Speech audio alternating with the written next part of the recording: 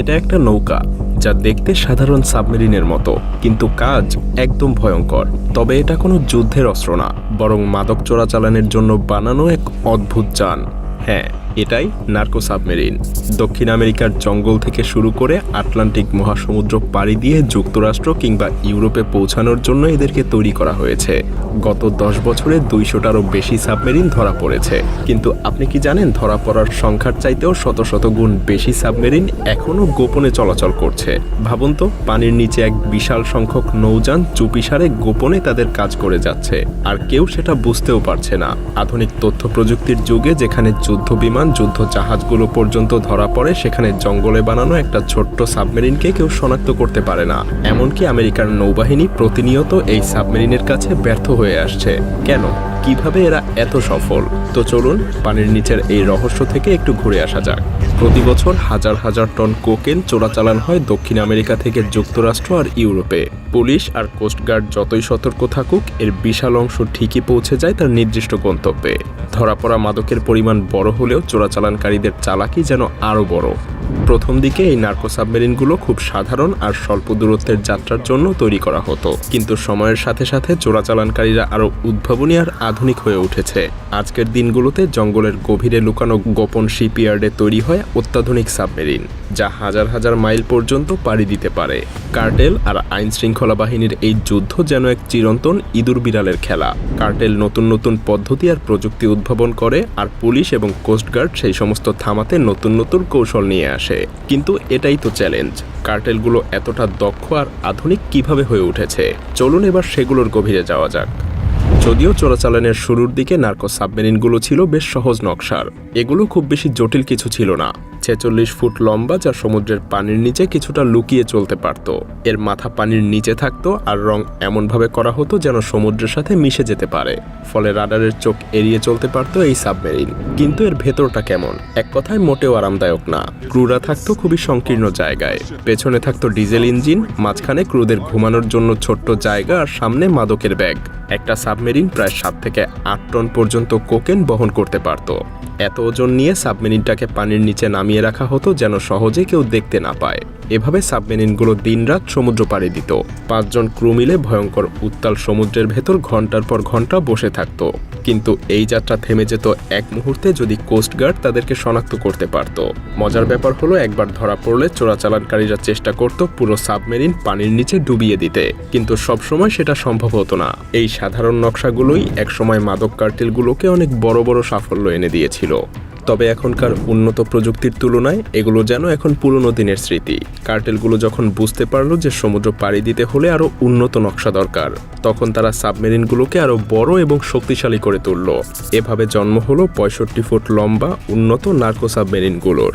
এগুলো শুধু বড়ই না, বরং অনেক বেশি ক্ষমতাশালী, যা পুরো আটলান্টিক মহাসমুদ্র পাড়ি দিতে সক্ষম।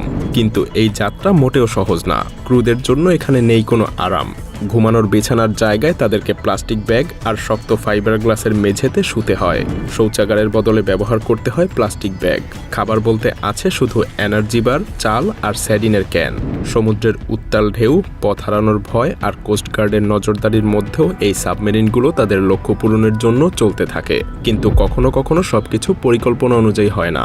যেমন একটা ঘটনা বলি, কিছু বছর আগে একটা উন্নত নার্কো সাবমেরিন আটলান্টিক পাড়ি দিতে গিয়ে জ্বালানি ফুরিয়ে ফেলে। 2 সপ্তাহের যাত্রা 1 মাসে রূপ নেয়।